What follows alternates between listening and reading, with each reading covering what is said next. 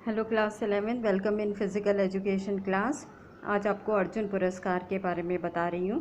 अर्जुन पुरस्कार भारत सरकार द्वारा खिलाड़ियों को प्रदान किए जाने वाला सर्वोत्तम सम्मान है।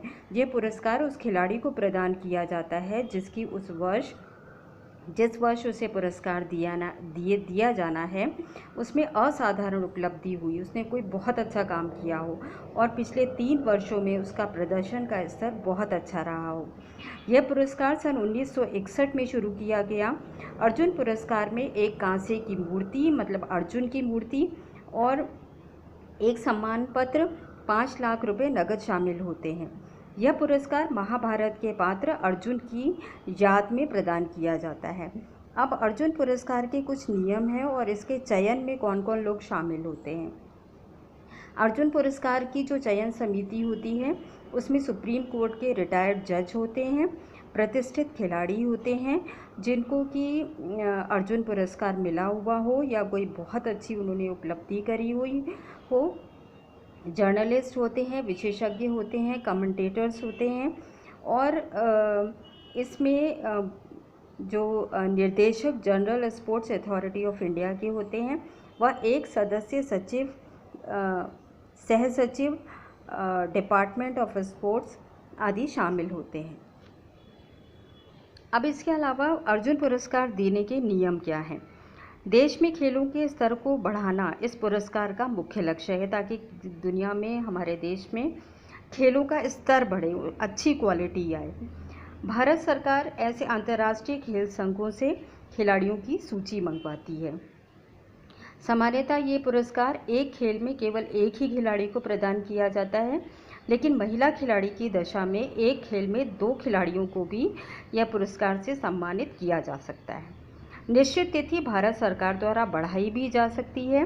भारत सरकार एक विशेष कमेटी बनाती है जो विभिन्न खेल संघों द्वारा भेजे गए खिलाड़ियों की सूचियों का बारीकी से निरीक्षण करती है।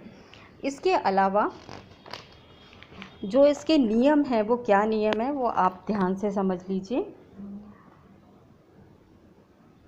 यदि भारत सरकार को खिलाड़ियों की सूची निश्चित समय पर प्राप्त नहीं होती तो भारत उस वर्ष के लिए इन खिलाड़ियों को सम्मानित नहीं भी कर सकता और किसी विशेष खिलाड़ी को सम्मानित कर सकता है।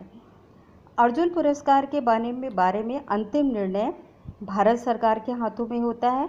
भारत सरकार ही यह निर्णय करती है कि अर्जुन पुरस्कार किस दिन किस स्थान पर प्रदान किया जाएगा। दूसरी बार किसी भी खिलाड़ी को अर्जुन पुरस्कार से सम्मानित नहीं किया जाता, मतलब एक बार अगर एक खिलाड़ी को मिल गया तो उसे दोबारा नहीं मिलता। अर्जुन पुरस्कार मरणोपरांत भी दिया जा सकता है, यानी अगर जिसको अर्जुन पुरस्कार देना है अगर उसकी मृत्यु हो गई है तो उसको मरने के बाद भी दे सकते हैं। भारत सरकार किसी खिलाड़ी के पुरस्कार को रद्द भी कर सकती है।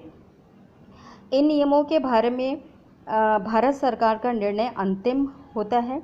अर्जुन पुरस्कार के लिए जिस खिलाड़ी के नाम की सिफारिश की गई हो उसे इन सारे नियमों का पालन करना पड़ता है। अर्जुन पुरस्कार की कुल संख्या 15 होती है और 15 से ज़्यादा खिलाड़ियों को आज तक अर्जुन पुरस्कार नहीं दिया गया। इसके अलावा आज आप पढ़ेंगे राजीव गांधी खेल रत्न अवार्ड। राजीव गांधी खेल रत्न पुरस्कार ऐसे खिलाड़ियों को प्रदान किया जाता है जिसका खेलों के क्षेत्र 1 से 31 मार्च तक अति उत्तम प्रदर्शन रहा हो। यह पुरस्कार व्यक्तिगत खेलों में एक खिलाड़ी को प्रदान किया जाता है, लेकिन एक खिलाड़ी से अधिक खिलाड़ियों को भी यह पुरस्कार दिया जा सकता है। अब इसमें क्या दिया जाता है, इसमें 7.5 लाख रुपए का पुरस्कार दिया जाता है, नगद राशि दी जाती है जिस पे टैक्स नहीं लगता और कोई भी वेल्थ टैक्स नहीं लगता। प्रत्येक खिलाड़ी को एक सम्मान पत्र दिया जाता है, यानी सर्टिफिकेट दिया जाता है। प्रत्येक खिलाड़ी को एक शिल्पित पट्टी दी जाती है।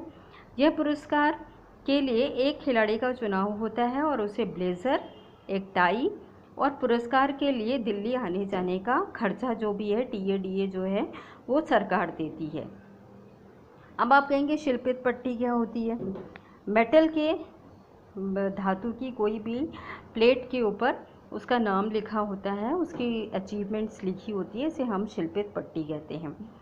राजीव गांधी खेल रत्न पुरस्कार का उद्देश्य क्या है, क्यों दिया जाता है ये? खिलाड़ियों के सम्मान के लिए व समाज में उनके सामान्य स्तर को बढ़ाने के लिए और समाज में उनका आदर व सम्मान बढ़ाने हेतु। खेलों में खिलाड़ियों को अभिप्रेरित करने हेतु, ताकि वो खेल प्रतियोगिताओं में उच्चतम व उत्कृष्ट प्रदर्शन कर सकें। खेल संस्कृति को देश में विस्तृत रूप से विकसित करने हेतु। तो ये था राजीव गांधी खेल अवार्ड। आगे के अवार्ड्स मैं आपको कल के वीडियो में बताऊंगी।